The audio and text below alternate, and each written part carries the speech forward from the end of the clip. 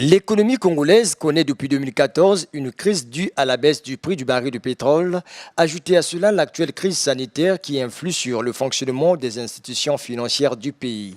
C'est le cas de la Caisse nationale de sécurité sociale, CNSS, qui connaît actuellement d'énormes difficultés liées au recouvrement des cotisations sociales.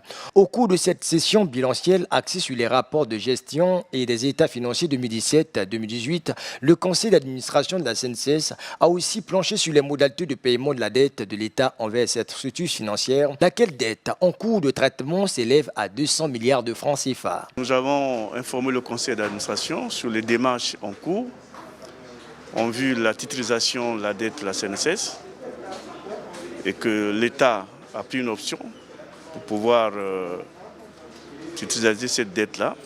Et je pense que d'ici là, les démarches vont aboutir et que la question de la dette l'État vis-à-vis de la CNSS va être réglée. En attente du traitement de cette dette, le conseil d'administration de la CNSS inscrit son action sur les mesures appropriées visant à retrouver l'équilibre financier. Mesdames et messieurs les administrateurs, nous devons davantage accompagner et soutenir la direction générale dans ses efforts. C'est un devoir de solidarité à l'échelle nationale pour lui permettre d'honorer ses engagements.